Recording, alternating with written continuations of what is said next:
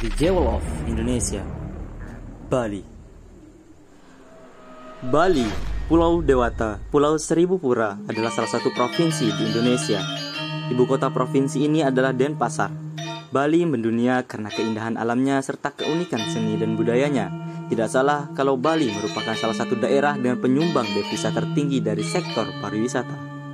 Ada yang mengatakan bahwa kalau tak kenal, maka kenalan. Oleh karena itu, website ini akan memperkenalkan Bali kepada Anda, mulai dari keindahan alamnya sampai dengan kondisi perekonomiannya.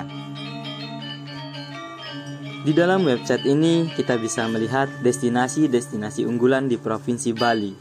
Yang pertama ada Pantai Kuta, yang kedua ada Nusa Penida, yang ketiga ada Garuda Wisnu Kencana, yang keempat ada Desa Panglipuran, yang kelima ada Gunung Batur, yang keenam ada Pura Uluwatu, yang ketujuh ada Tanjung Benoa, yang kedelapan ada Tanah Lot, yang kesembilan ada Pura Tirta Ampul Tampak Siring, dan yang kesepuluh ada Pura Ulundani. Kondisi pariwisata Provinsi Bali pada tahun 2018 dan 2019.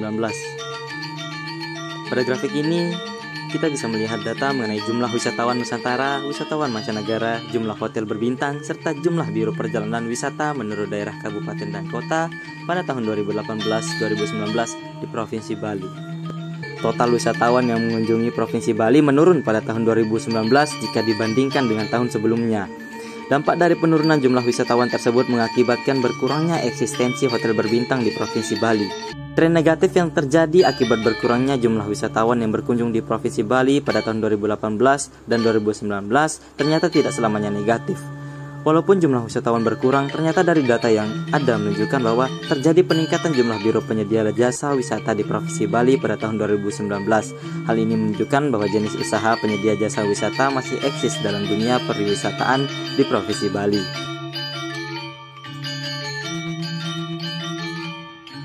Perkembangan kepariwisataan Kota Bali tahun 2020.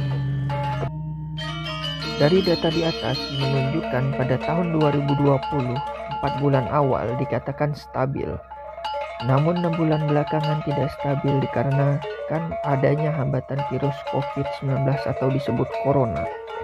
Itu pun belum masuk data 2 bulan terakhir. Jadi rata-rata pengunjung pada tahun 2020 hanya 1,7 ribu jiwa. Bisa disimpulkan pada data di atas menunjukkan bahwa pendapatan Kota Bali melalui jalur pariwisata menurun drastis dari tahun-tahun sebelumnya. Sehingga bisa dikatakan ekonomi Kota Bali anjlok karena menurunnya pendapatan dari turis atau wisatawan asing yang biasanya berwisata ke Pulau Dewata Bali.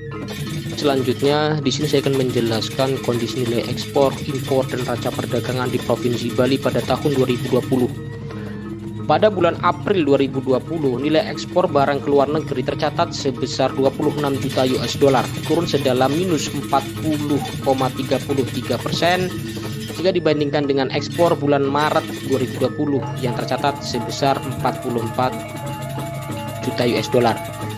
Ekspor barang ke luar negeri, lebih tepatnya ke Australia di bulan April 2020 tercatat turun paling dalam, yaitu minus 66,76% yang didominasi turunnya ekspor produk pakaian jadi, yakni sedalam minus 62,34%. Untuk nilai impor barang dari luar negeri di bulan April 2020 tercatat sebesar 5 juta US dollar, turun sedalam minus 59,67% jika dibandingkan bulan Maret 2020 yang tercatat sebesar 13 juta US dollar. Impor barang dari Tiongkok secara bulan ke bulan tercatat turun paling dalam, yaitu minus 74,45%. Yang terutama disebabkan oleh turunnya impor produk mesin dan peralatan listrik, dan produk barang-barang dari kulit tercatat paling dalam, yaitu minus 83,88%. Raca perdagangan sendiri di bulan Mei 2020 tercatat surplus sebesar 23 juta US dollar, meski raca perdagangan di Provinsi Bali hanya sebagian kecil dari perdagangan nasional. Baik, yang selanjutnya adalah angka kemiskinan di Provinsi Bali.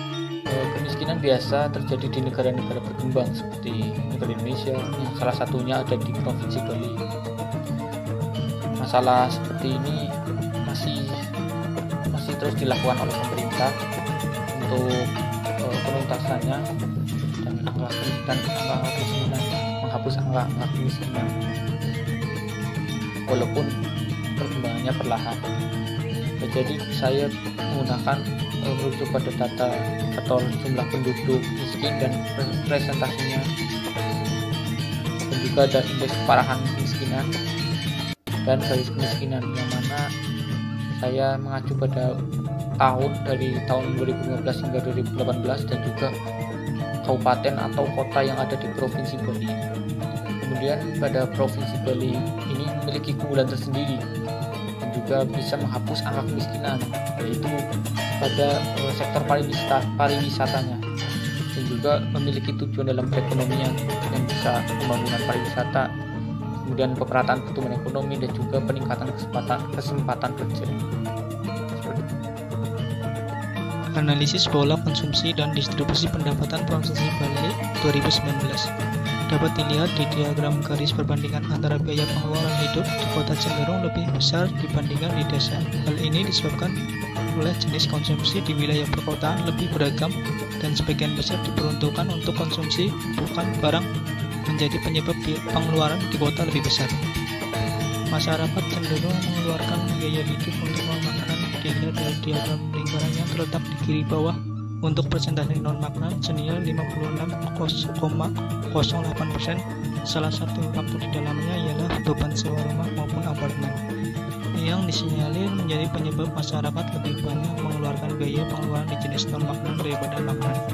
Kita beralih ke distribusi pendapatan Bali. Dapat dilihat dari diagram kanan bawah yang menjelaskan ketimpangan distribusi pendapatan Bali dikategorikan rendah karena pada kelompok 40%.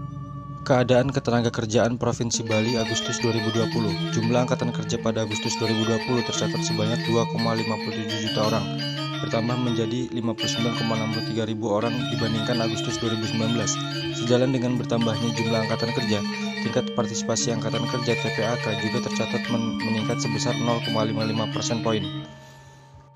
Pada Agustus 2020, tingkat pengangguran terbuka TPT tercatat sebesar 5,63%, meningkat menjadi 4,06% poin dibandingkan TPT Agustus 2019 yang tercatat sebesar 1,57%, ditandai dengan bertambahnya 105,21 ribu orang penganggur.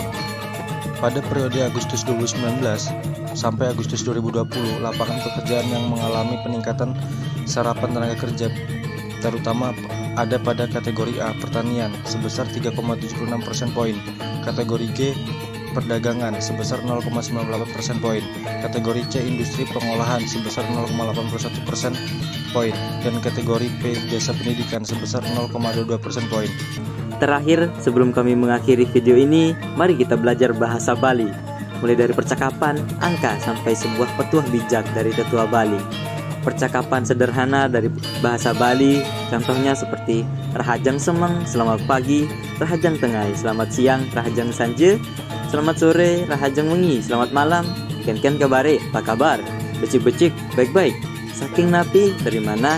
Tiang saking Jakarta, saya dari Jakarta, sampun makelo di Bali, sudah lama di Bali, sampun 6 bulan, ya sudah 6 bulan.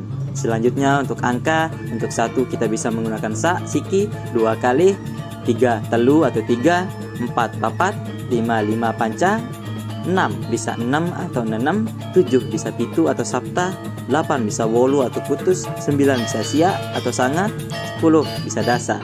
Selanjutnya petuah bijak tetua di Bali.